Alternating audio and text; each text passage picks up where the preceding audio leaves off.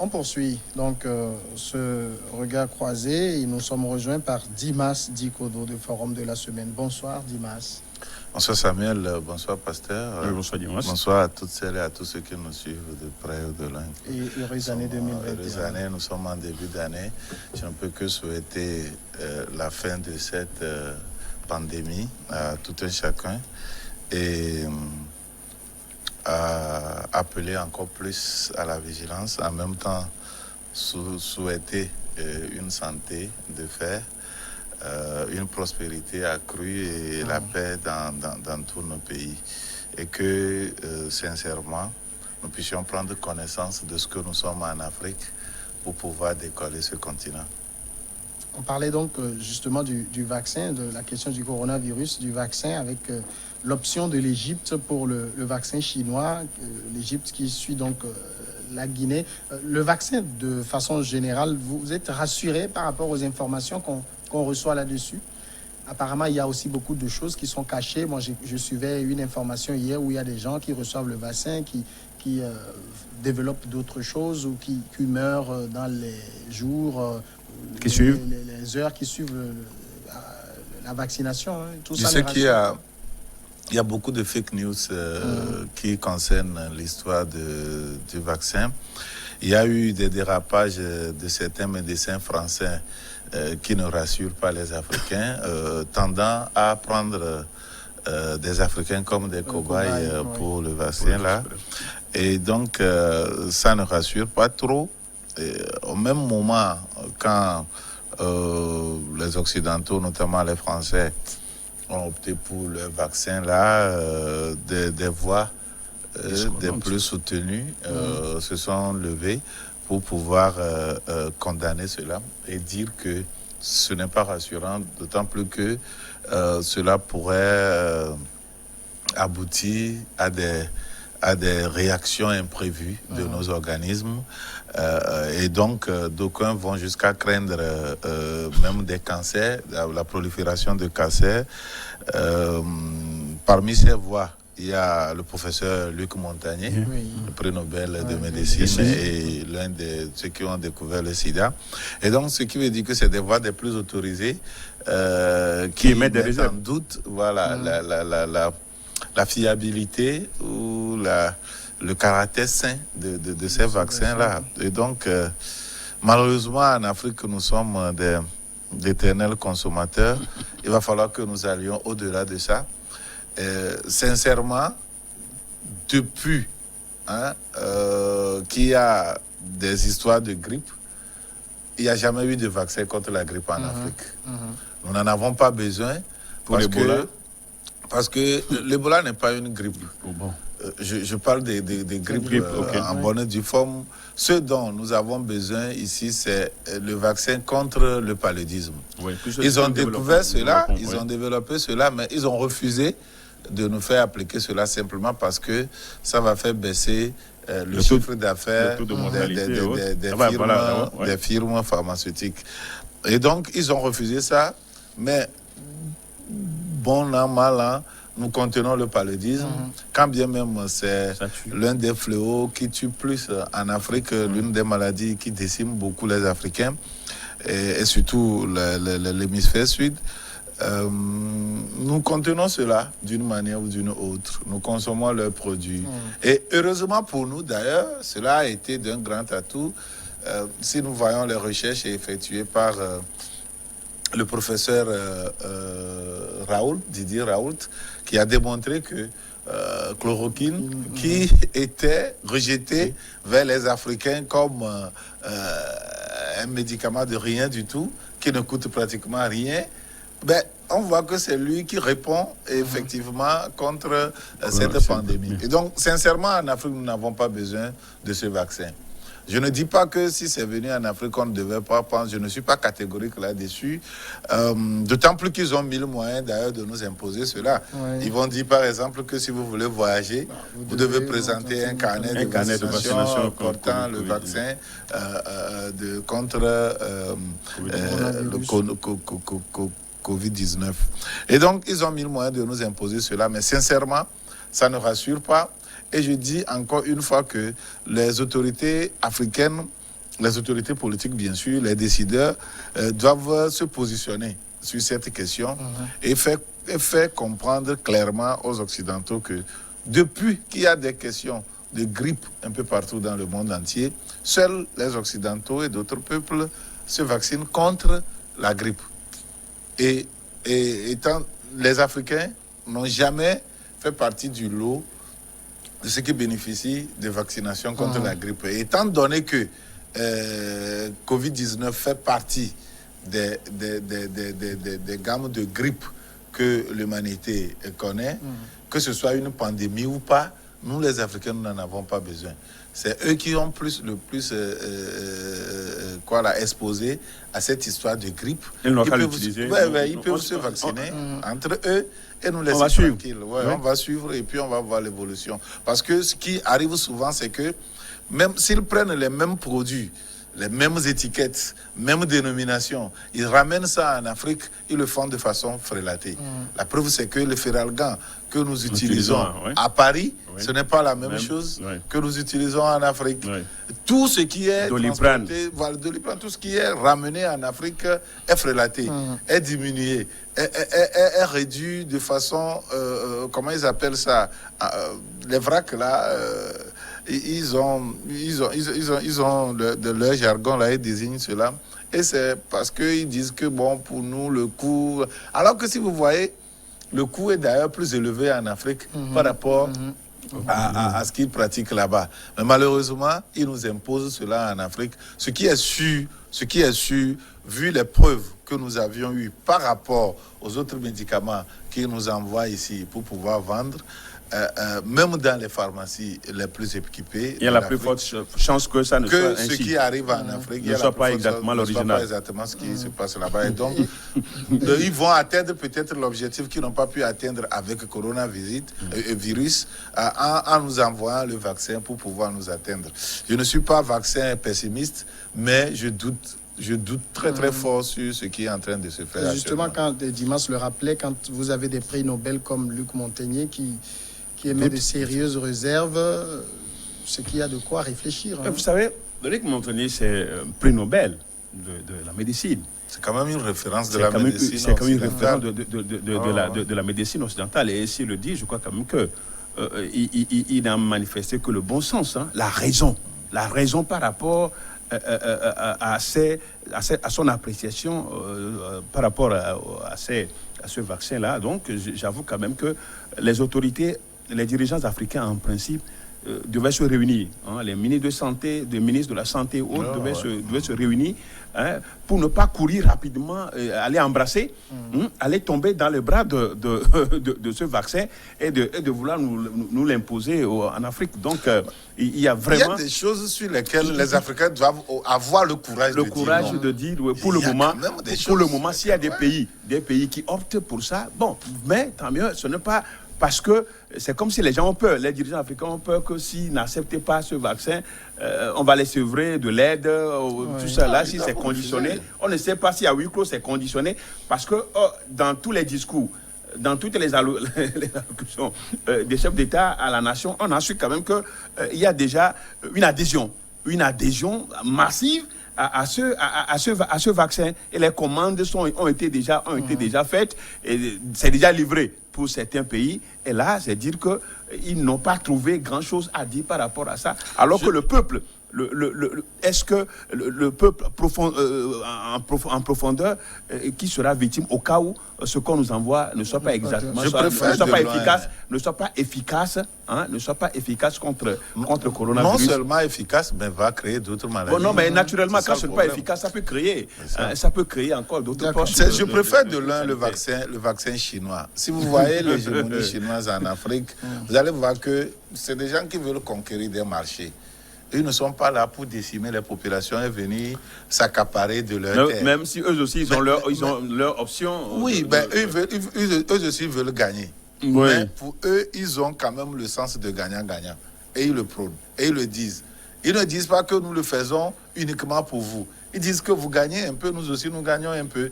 Par contre, l'Occident veut nous faire croire que tout ce qu'ils nous font, tout ce qu'ils nous fait plutôt, c'est des dons. Oui. On vous donne gratuitement. Eux, ils n'en bénéficient en rien de tout ce qu'ils font comme manœuvre en Afrique. Ils ne bénéficient de rien.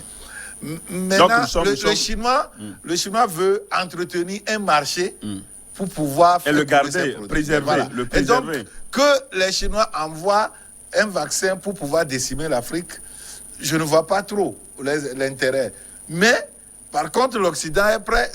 Ils peuvent même décimer tous les Africains pour pouvoir venir s'occuper de s'accaparer de nos ressources. S'approprier de ils vont le faire. Nos ressources. Donc, de loin, je préférerais le vaccin chinois. Il y a vraiment de doutes sur. Mais est-ce que dans les mesures qui vont accompagner cette histoire de vaccin et en ce qui va concerner les voyages et autres là, est-ce qu'ils vont prendre en compte le vaccin chinois? Est-ce qu'ils ne vont pas dire que même si vous avez le vaccin chinois, vous devez aussi avoir le vaccin obligatoirement? Voilà, ça veut dire qu'ils veulent atteindre toujours leur objectif. On suivra alors. Que Dieu nous préserve. De toutes les façons, ils peuvent amener ça. Nous n'allons pas en mourir. Passons au sujet suivant, c'est la République démocratique du Congo. Le président Félix Tshisekedi a accordé la grâce présidentielle à des personnes condamnées pour l'assassinat de l'ancien président Laurent Désiré Kabila, père de son prédécesseur Joseph Kabila, en pleine crise politique. Laurent Désiré Kabila a été assassiné le 16 janvier 2001 dans son bureau officiel par l'un de ses gardes du corps qui a été lui-même immédiatement abattu après son meurtre. L'aide de camp du défunt président, le colonel Edi Kapende, et l'ancien chef de l'Agence nationale de renseignement, Georges Leta, sont parmi les principaux accusés qui ont bénéficié de la grâce présidentielle. Eux, depuis leur condamnation, avaient toujours nié avoir participé donc à ce complot. Pasteur Edo Joseph Félix Tshisekedi donc gracie les assassins d'un de ses prédécesseurs. C'est bon signe? Oui, c'est un bon signe parce qu'il y a 20 ans qu'ils ont été arrêtés, ils ont été emprisonnés, il y a de cela 20 ans.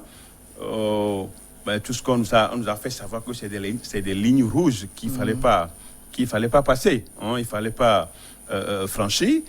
Selon l'accord entre Tshisekedi et Kabila, aujourd'hui, je crois, Kabila a dû braver tout ça pour accorder la liberté. Vous savez, dans ce dossier, il y a beaucoup de non-dits, puisque au fait, Kabila fils, c'est lui qui a bénéficié de ce coup d'État, c'est lui qui est devenu président de la République suite à la mort de son papa.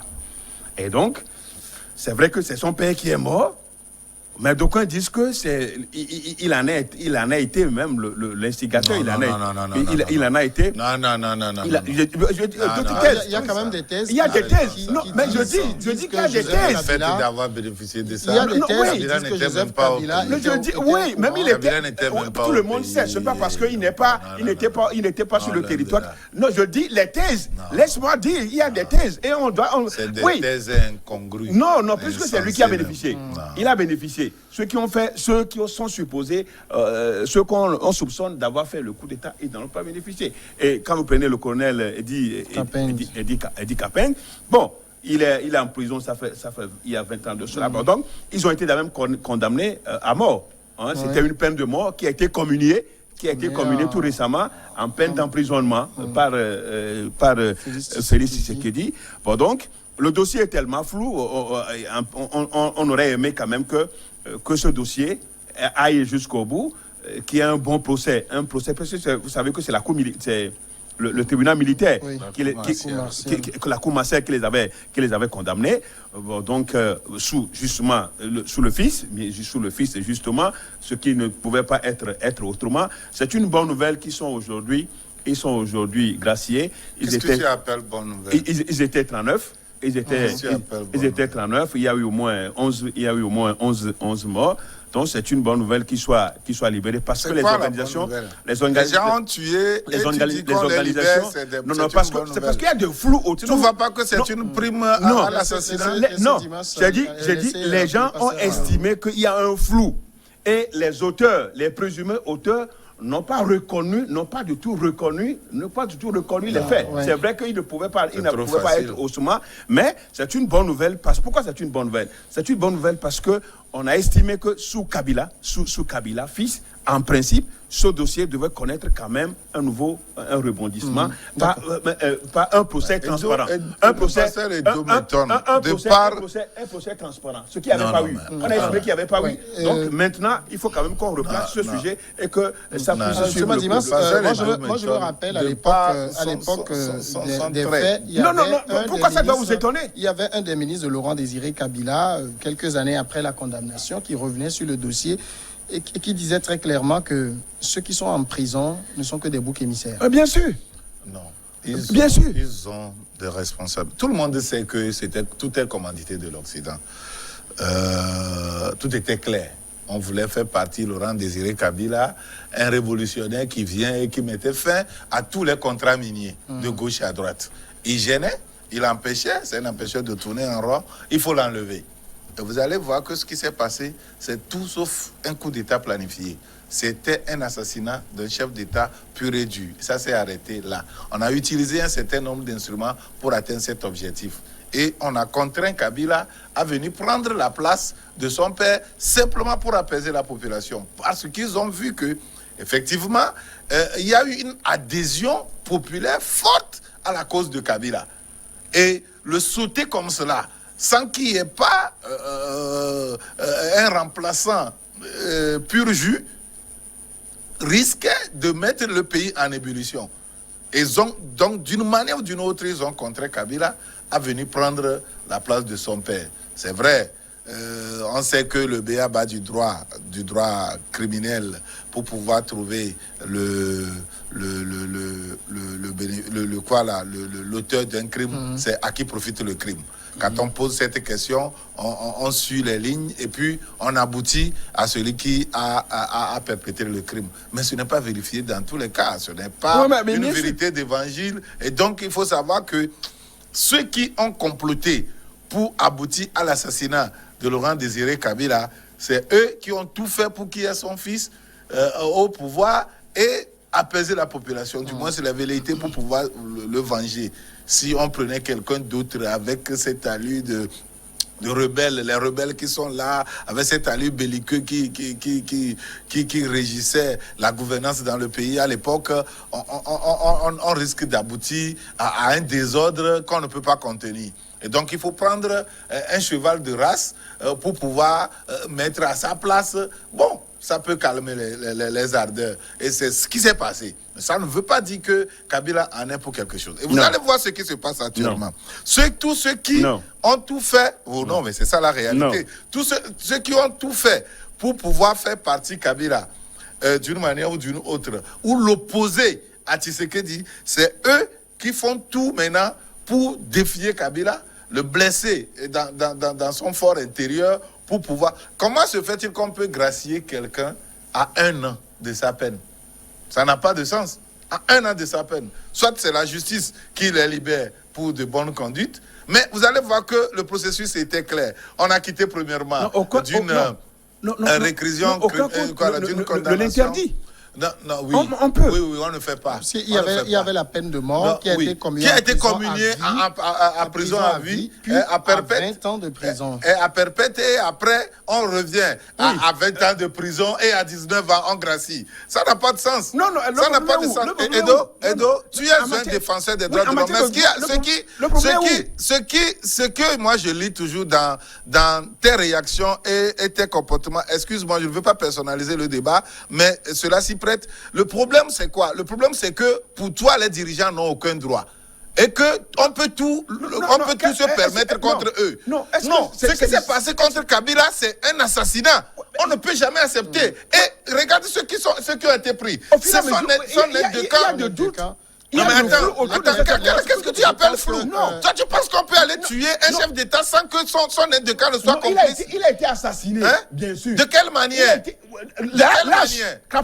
Non mais attends, il est resté, mais tu déploies et puis tu encourages la libération de... Il s'agit des acteurs.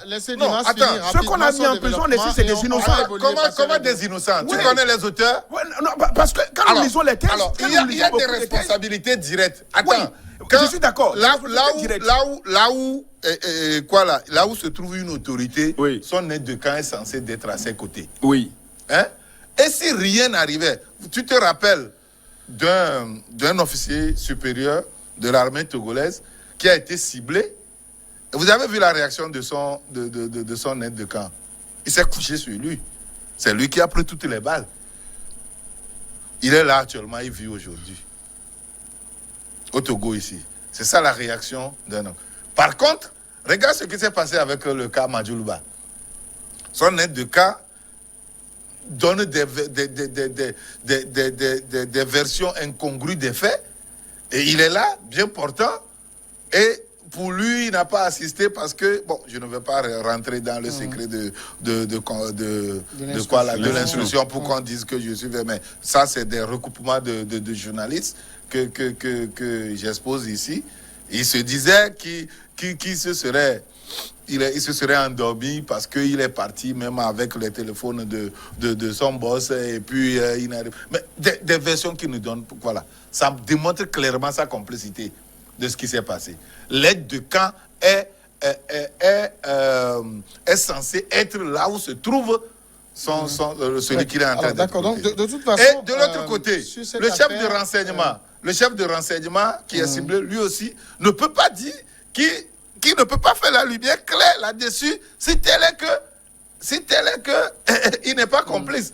Alors moi j'écoutais... Les renseignements ont l'obligation de prévenir, d'amener des renseignements pour pouvoir prévenir les faits. Dans tous les cas, mais si ça leur échappe,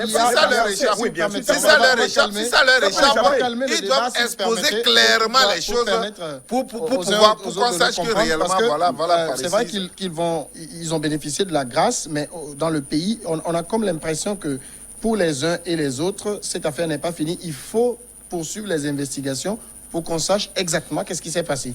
Et surtout que selon la présidence, c'est tous ceux qui ont purgé une peine de 20 ans. De 20 ans, c'est eux qu'on a d'acier, y compris... Non, ceux-ci ont fait 19 ans. C'est pas 20 ans. Oui, bien sûr, environ 20 ans. 20 ans, c'est 19 ans. S'ils font les 20 ans, ils n'ont plus besoin de grâce puisqu'ils vont sortir. Oui, mais pourquoi on les gracie à 19 ans? Non, bien sûr. La grâce appartient au président. La grâce appartient au président. La grâce, c'est une logique. C'est le pouvoir discrétionnaire. La grâce, c'est une logique. La logique est où? Mais ça doit être le chef de l'État. Le chef de l'État décide. Attends, on ne gracie pas à un an. À un an de la fin de sa peine. Aucun texte ne le dit. Non, ça ne se fait pas. Ce qui se fait... Prouve-le-moi. Oui, je vais te le prouver. Et donc, sur mon raisonnement... À un an. Donc, sur mon raisonnement, à un an, on peut te libérer pour bonne conduite. Oui, c'est liberté. Mais pas pour te gracier. Dis-moi, là, c'est liberté conditionnelle. Quelle liberté conditionnelle? Oui, on te gracie, tu dis liberté conditionnelle. Oui, mais quand on vous gracie... Quelle liberté la liberté conditionnelle, c'est quand vous vous comportez très bien dans une maison d'arrêt. On peut, à un moment, dès que vous dépassez votre peine, on peut vous... C'est pas ça la liberté conditionnelle. Non, c'est quoi? C'est pas ça la liberté conditionnelle. Non, je suis désolé. C'est quoi? Non, c'est pas ça la liberté conditionnelle. Non, c'est la liberté conditionnelle, c'est quoi? Non, dis-moi, c'est quoi la liberté conditionnelle? La liberté conditionnelle, c'est quand on te met en liberté avec des conditions. C'est ça la liberté conditionnelle. Oui, c'est ça, oui. Alors, ce n'est pas avec mais ici, je dis, on revient à la RDC. À un an, on ne peut pas le gacier. Je dis, ça peut être, je dis, quand on le fait, le président détient le pouvoir discrétionnaire pour gracier.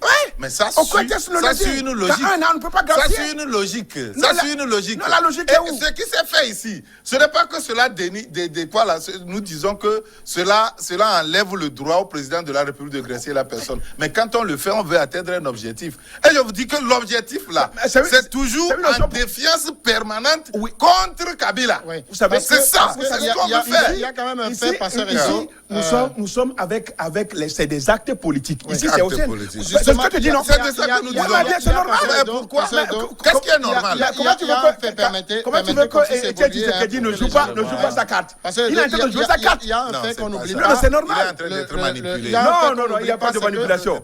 Là, non. La grâce tombe à un moment où Tshisekedi et Kabila sont sur le divorce. Oui, bien sûr. Et donc, il y a aussi une sorte de défi permanent. Oui, mais c'est de ça il voulait parler. Mais bon, ça, Personne ne peut lui interdire. Comment personne ne peut lui interdire? Mais tu vas lui interdire pourquoi? Je vais lui interdire au nom de la cause nationale. C'est déjà fait. Au nom de la cause nationale. Parce qu'il faut voir ce que Kabila défend. Ce que Kabila défend, c'est la cause nationale. Oui. C'est la nationalisation que nous avions célébrée ici au Togo. C'est pourquoi nationalisation on peut pas glacer les gens. On le fait pour pouvoir mettre toujours en défi permanent Kabila. Oui, c'est ça l'objectif. Et si c'est ça que tu accompagnes, accompagne ça. Tant mieux. Tu sais qu'il joue sa carte politique. Le pasteur d'autres devait savoir. Ce que le pasteur d'autres devait savoir, c'est que les dirigeants ont un droit. Et ce droit, c'est le droit à la vie. Le droit à la préservation de leurs acquis. Laisse-moi terminer. S'il te plaît, laisse-moi terminer. S'il te plaît, laisse-moi terminer. Laisse-moi terminer. Si vous permettez. Le droit de préserver leurs acquis. Oui. Et surtout les acquis constitutionnels. C'est normal. Maintenant, quand on fait coup d'État, c'est Edo qui supporte en tant que défenseur des droits de l'homme. C'est lui qui supporte des coups d'État. On tue des gens.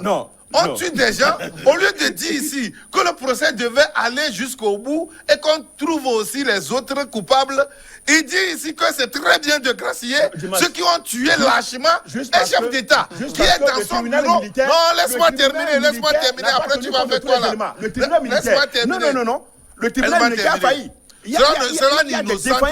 Cela n'innocente pas un aide de camp, cela n'innocente pas un chef de renseignement. Oui. Les deux qui détiennent les vraies versions, ou du moins c'est les versions directes de ce qui peut protéger ou impliquer ou aboutir à l'assassinat de ce chef. Le problème est où à 20 ans, on gracie les gens à un an de leur. Donc s'il faut se lever et aller tuer un chef d'État, bénéficier seulement de 20 ans de prison et chemin faisant, on te gracie et qu'on applaudit ça. Mais c'est trop facile dans un pays là. Défenseur des droits de l'homme.